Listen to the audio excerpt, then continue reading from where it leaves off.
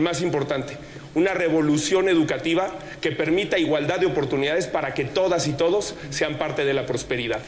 Que lo que tenemos que hacer es facilitar la creación de empresas, pero la supervivencia de empresas. 7 de cada 10 empresas mueren antes de los 2 primeros años de vida.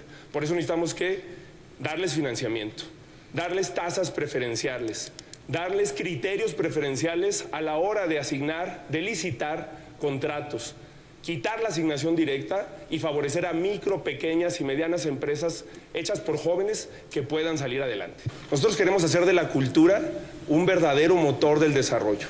Por eso estamos planteando algo fundamental, que son los bonos culturales para los estudiantes de educación media superior y superior. ¿Qué quiere decir eso? Que además de la beca, los estudiantes y las estudiantes puedan tener acceso a conciertos, a libros, a espectáculos artísticos, teatro, danza. De esa manera vamos a formar públicos que van a continuar consumiendo cultura, cine, durante toda su vida, fortalecer las industrias creativas, detonar un área que hoy está prácticamente abandonada y convertir a México en un México próspero, pero además con una visión de nuevos derechos y en este caso de derechos culturales. Sí, no va a ganar Santiago Taboada porque no va a ganar el cártel inmobiliario al que ella hasta hace unos meses denunciaba y tampoco va a ganar Clara Brugada, aunque mande reventar eventos a la UAM. Va a ganar Salomón Chertorivsky, que propone convertir el tráfico en un río. Esa es la visión que tenemos para esta gran Ciudad de México. Soy el único que ha hablado de eso en las universidades, en todos los foros, frente a los empresarios. Yo no cambio de discurso dependiendo de frente de quién estoy, pero miren, no hay 2 visiones, hay 3 visiones. El pasado, el presente, que no da los resultados que prometió. Tiempo, candidato.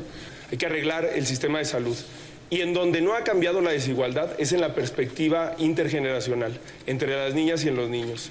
México sigue siendo un país profundamente desigual y no tendría por qué serlo.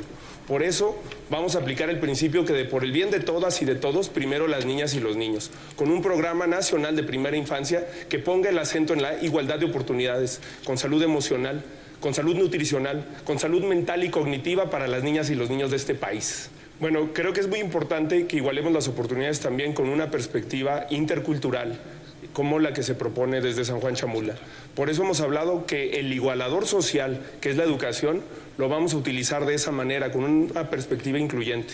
Por eso estamos planteando que las maestras y los maestros en comunidades indígenas tengan que enseñar en la lengua de origen de las personas que están aprendiendo. Hay que recordar que el español no es la única lengua nacional, que México tiene muchas lenguas y que nuestra riqueza cultural es parte también de nuestra riqueza. A esas lenguas hay que agregar, como lo dije en el debate pasado, la lengua de señas mexicana, que es un gran orgullo de este país. Pues me parece de elemental respeto responder las preguntas que nos hacen. ¿Cómo financiar un sistema de pensiones más justo, más inclusivo? Hay que tener una perspectiva de lo que hemos denominado, no yo, sino la academia, el conocimiento básico, la justicia intergeneracional. Esto quiere decir que una generación no se puede desarrollar pisoteando los derechos de las próximas generaciones, sea en medio ambiente, sea en materia fiscal o sea en materia de pensiones. Actualmente las y los jóvenes mexicanos trabajan para pagar pensiones que ellos probablemente no van a tener, trabajan para pagar viviendas que ellos probablemente no van a tener. Por eso tenemos que avanzar hacia un modelo que ponga la perspectiva de justicia intergeneracional en el centro, empezando con las niñas y los niños, que no es cierto que reciben lo que les toca. Las niñas y los niños menores de 6 años en México reciben 1% del presupuesto cuando son el 10% de la población. Y lo reciben así porque no votan. Por eso nosotros sí planteamos un nuevo modelo de justicia intergeneracional en el que las nuevas generaciones puedan tener no solamente pensiones, sino un programa nacional de vivienda social en el que el derecho a la vivienda esté garantizado y no capturado por grupos de interés que se convierten en grupos políticos como el cártel inmobiliario de la Ciudad de México. Por supuesto que este no es un gobierno que ha reducido la desigualdad y no es una visión la que gobierna comprometida con la reducción sustancial de la desigualdad. Por eso yo sí he planteado la necesidad de una reforma fiscal que ninguna de las 2 candidatas se atreve a plantear, aunque es una inminente necesidad en el próximo sexenio. Por eso hemos planteado que no nos ha ido a todos igual, ni siquiera con la pandemia. El ingreso per cápita en México prácticamente no ha crecido este sexenio, pero las utilidades de las 6 empresas más ricas en la Bolsa de Valores sí tuvieron una utilidad histórica en el año 2022 con 600,000 millones de pesos. El valor neto de esas empresas pasó de 2.3 a 3.5 billones de pesos. Pero las candidatas jamás van a hablar de eso porque son ese tipo de empresas las que pagan sus campañas, su publicidad, su despilfarro y su derroche. Nosotros somos la única candidatura que representa a la sociedad y que empezó legalmente y respetando los topes de campaña y el financiamiento legal. Por eso estamos comprometidos a hacer cambios en este país que favorezcan a las mayorías. Candidato Jorge Maínez. Sí, dice la candidata del PRIAN que conoce a México como la palma de su mano y que ayudó mucho al sur. Pero no dice que el gobierno de Fox dilapidó ingresos, excedentes petroleros que nunca pudo capitalizar en programas sociales ni en programas de prosperidad. Cuando se le preguntó por qué no hubo desarrollo en Chiapas durante su gestión, dijo que porque la gente de Chiapas por cultura no estaba acostumbrada a trabajar más de 8 horas, no conoce al país. La gente de Chiapas, 3 de cada 10 personas que trabajan ahí, trabajan más de 48 horas a la semana. Por eso somos la única fuerza política que está comprometida con la reducción de la jornada laboral y un modelo alternativo de desarrollo y prosperidad que sea inclusivo. Candidata Xóchitl Gálvez, por alusiones. Le aclaro, lo que yo dije es que la gente no está acostumbrada a trabajar en maquilas. Yo no estoy de acuerdo que exploten a la gente en las maquiladoras, que eran las que querían poner cuando yo era comisionada. El campo es una prioridad. Hay que hacer justicia a quien llena nuestras mesas de alimentos.